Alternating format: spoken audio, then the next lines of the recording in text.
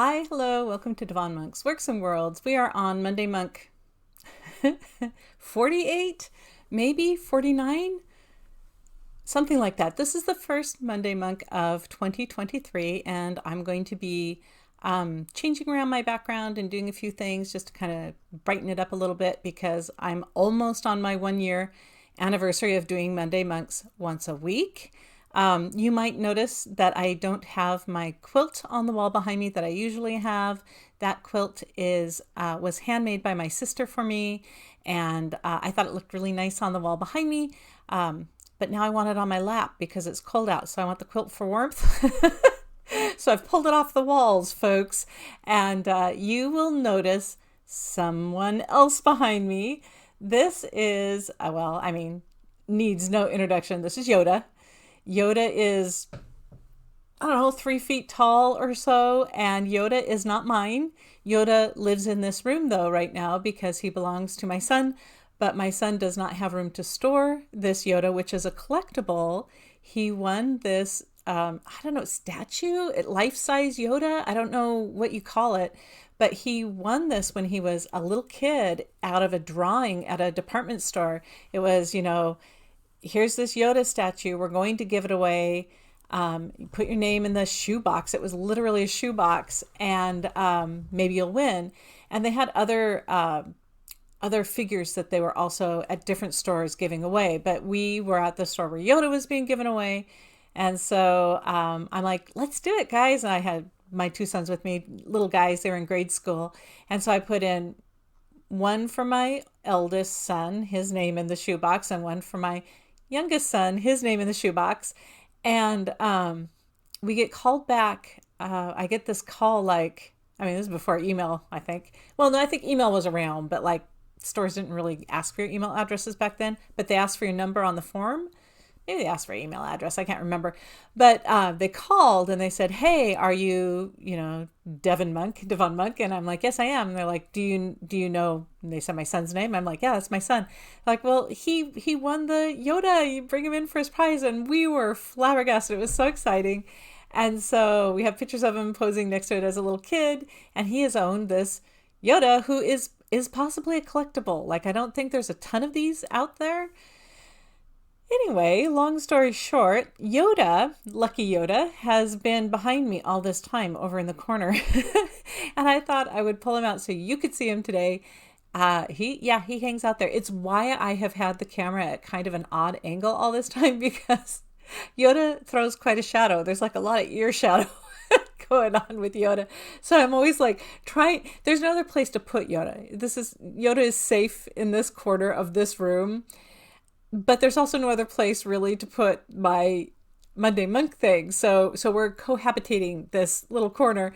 And Yoda, who looks to be kind of having a good time listening to me talk about this, has always been just out of sight in my videos. And I thought I would show you. I'd show you my Yoda in the corner that's been here all this time. So, hey, happy 2023. I hope you are having a good year so far. It's only been a little while, so hopefully it is starting off gently. Let's have it start off gently and then aim toward joy. I would like that.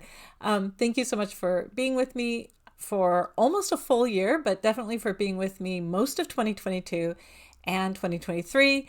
Longtime viewers know that I talk about how writing is going, how knitting is going, and how life in general is going. Today will be no different. Now, I might start switching things up. I have some ideas, but I haven't put them into place yet. I'm not sure if Yods will be sticking around for the whole time behind me. I might work on some different background. Anyway, okay, let's see. How is writing going? Well, it's the beginning of the year, so I've done a bunch of planning, trying to figure out what the next, in which order to write the next things. Because I always have a pile of things that need to be written. It's just what order should I write them? So I think I've got that nailed down, and I got the calendar out, and I put everything on the calendar on the wall, and I put everything in my planner, and we'll see. We'll see how long the plan holds up because generally the plan doesn't hold up for the full year, not maybe even the full month. So, so I'm currently working on the Shame, which is the Broken Magic, Seamus Flynn, a story out of his world it also has Xavier Jones and Ellie Beckstrom and Stony the Gargoyle in it because, hey, we might as well bring back some old favorites and see what's going on in their world. So that'll be coming out this year. I'm working on writing it right now. And I'm working on the hockey book. I think I talked about this before, so I won't get into it too much more, but working on the hockey book. Okay, what else? How is knitting going? I am done knitting gift things at the moment, and I have finished my knit toys for the year for all the newsletters. Of course, there will be a January newsletter, and there will be a knit toy in it. Haven't started it yet, but there's time, people. There's still time. So one of the things that I'm doing is over on my blog, I put a collage of all of the toys that I knit in 2022. So if you want to see it, go to www.devonmonk.com, and down there in the blog, just scroll down to the blog, or there's a little blog link at the top, and it's a knit toy roundup, and you can see all the toys that I knit and gave away this year. Most of them from my newsletter giveaways, some of them just giveaways. And I am asking people on the blog to tell me what they want me to knit next, because, I just randomly picked these toys, but there's something you want to see me knit, a toy, like someone jokingly said, how about knit me a sweater? And I'm like, you still don't want me to knit you a sweater. It'll take me like 17 years. But a toy, like if there's a knit toy that you might be interested in seeing me knit, hop over to my blog and give me a suggestion, and I'll see if I can knit it. I'm also thinking about things, I know I'm kind of in planning mode here. I'm thinking about things to do for when I reach my 1-year anniversary on YouTube, my monkiversary. And that'll be sometime in February, I think, is when I started this channel. Well, picked it up again as a Monday Monk and did, try to hit it every week. And I might do a toy giveaway right here on YouTube for all of you who are so kind to be here and watch me ramble on every week. There's definitely fewer of you here than in my newsletter, so it's a higher chance that I'll win a toy. I might be doing that over my Monkversary. So again, let me know what kind of toys you might like to see me knit, because maybe it'll show up here as a giveaway. Knitting. Other than that, I am knitting on my winter hat, the one that I started back in, I don't know, did I start in September, October? And mostly hadn't gotten to. And it's charted, and I'm having a good time. I'm kind of excited to see it done now. It's starting to take shape, and I'm looking forward to see what it'll turn out to be. So, and that's just a hat for me. I tend to knit myself hats, and I wear them, so I'll probably continue to knit myself hats. Let's see. So that's writing and knitting. It's gone along pretty quickly here. Last thing that I usually talk about is what's going on in Monk World. I don't know, it's the beginning of the year. We are just getting the year started. So kind of tying down the holidays. We did have a great New Year's. It was very quiet. My hubby and me, we watched some shows, and I knit. It was really nice, and we just took it very casual. We did stay up till midnight. I'm like, really? Are we going to stay up till midnight? Because I pack it in so early now. And he's like, yeah, let's stay up till midnight. So we did, and set off some fireworks that we had saved over from the July holiday. And what was really great is right at midnight, Happy New Year midnight. We have kids down the street, neighbor kids, and they were out there with the pots and pans and banging and making as much noise as possible, which was so great because you could hear the joy in their voices of just, we get to go outside at midnight and yell. That was the holiday. It's let's go yell. It was fantastic. They hooped and hollered. We hooped and hollered back at them. And that's how we rang in the new year. It was pretty fun. And a good New Year's. We did see our kids and some family over New Year's too, so that was good. I'm not trying to say that we were like hermits, but the New Year's evening was definitely very chill, and it was really nice. I really enjoyed it. Good way to lay one year down and start the next. Okay, so I thought what I'd do this time, because I haven't done it in a really long time, is I thought I'd grab the heart box. This is the box that I filled a year ago, almost a full year ago, with strips of paper that have just various subjects in it. I always shake it because I love that sound. Just writing subjects, knitting subjects, things to do at the end of the video when I don't know what else to talk about, and I just pull one at random and hope I know what it is. Oh, phew, I do. Okay, I'll bring it up here to the camera, see if I can focus on it. Sometimes it gets it really fast, but sometimes it takes a while. Let me get my hand behind it. Okay, that's Estelle. Estelle. So people have asked me how to pronounce that because it's spelled Xtelle, and it's Estelle, kind of like Estelle, but it's with an X. Estelle. And Estelle is the queen of demons, the queen of hell, who shows up in the ordinary magic books. She prefers the form of a pink unicorn, she's a demon. She can take on whatever form she wants. But being a pink unicorn in the mortal world, it kind of would stand out. So she can't be a pink unicorn, although that doesn't keep her from doing it anyway. But she's a sassy little thing. I get a kick out of her, actually. I know she's probably, I don't know if everybody loves her, but I have fun writing her because she is so all about her.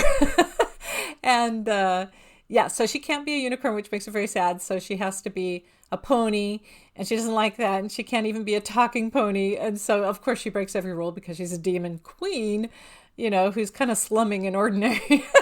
I think she's funny.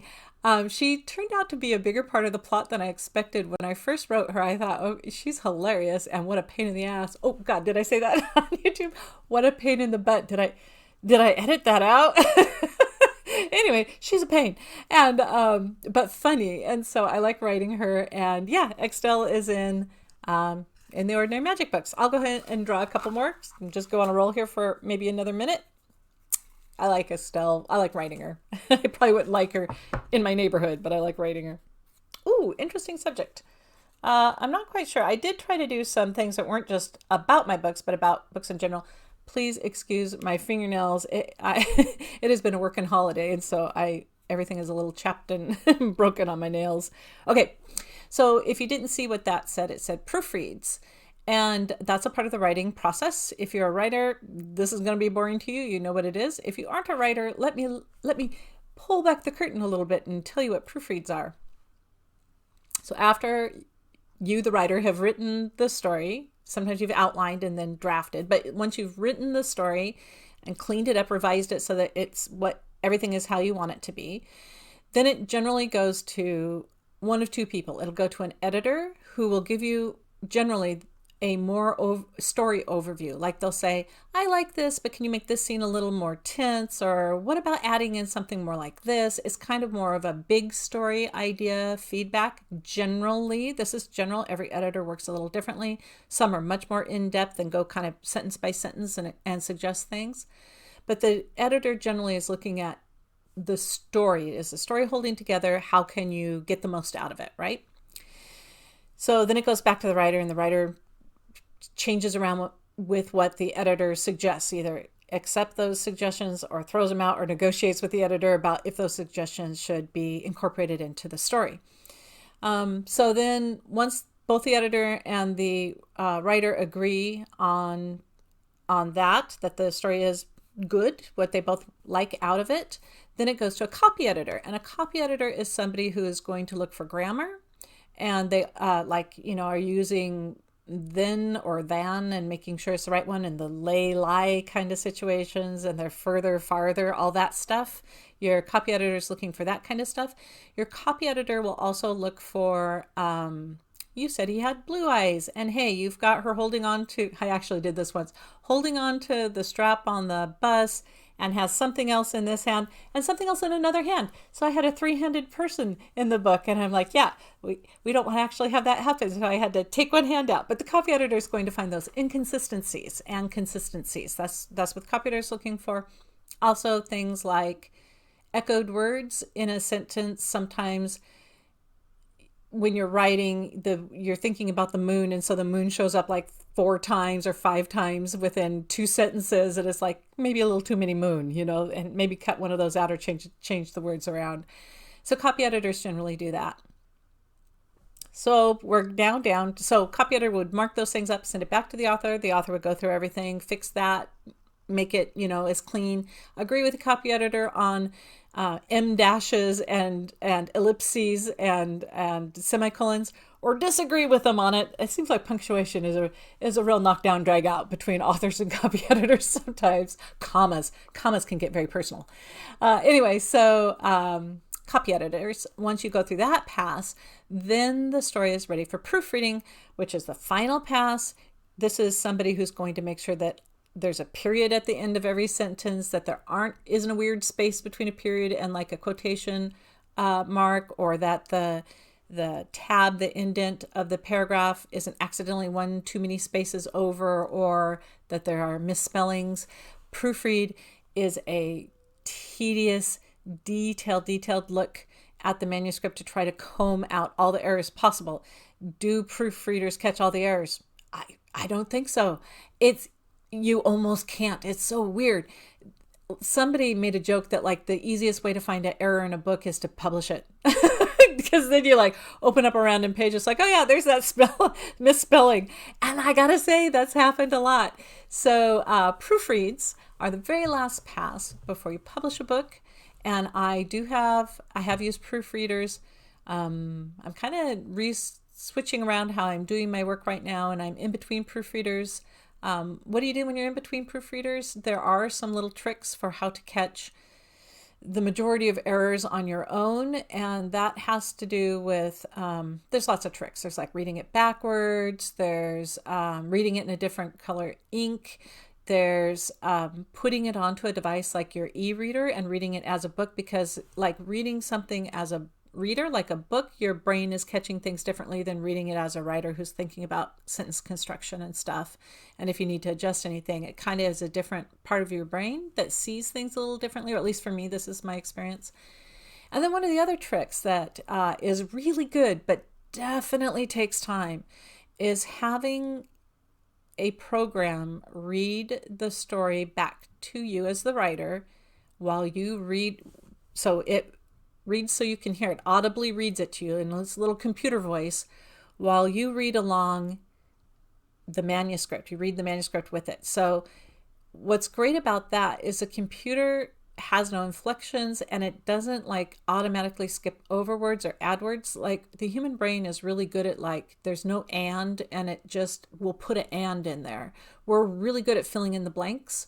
But a computer isn't. It just reads what's there. So if you're reading along and my brain puts in the and there's no and there, I will hear the computer not say the and then I can be like, oh, stop and correct that in the manuscript. Did I mention it was tedious? Proofreads are not my favorite part of the process. They are an incredibly necessary part of the process. They make a cleaner story. They make a cleaner book. They make more fun to read because readers don't get thrown out with typos showing up. That said, my stuff always ends up with typos in it or something that I have not caught. Is it frustrating? It is so frustrating. But it's kind of the nature of the beast. So sometimes someone will point out that, hey, you have a typo on whatever page, and I will be able to go in and correct those on certain works and be able to republish them with the updates. So I do that fairly often. It's not like I do it, maybe once a year I'll do something like that. So yeah, proofreads are invaluable and tedious, but we like them, except for when we hate them. But we do them. That's what we do. We're writers. We do that. So anyway, yeah, that's proofreads, and I have gone on so long. This is an extra long Monday Monk. I didn't mean for it to go on so long. Anyway, so I hope you've had a wonderful 2023 so far. Look for some changes coming up on the Monday Monk channel. A lot of stuff will remain the same, but we're going to mess things up, change things up a little bit. And check out my blog for that list of the toys that I've knit this year, and you can suggest some toys that I might knit next year. And until next time, happy 2023, happy first Monday of 2023, and I will see you soon. Bye now.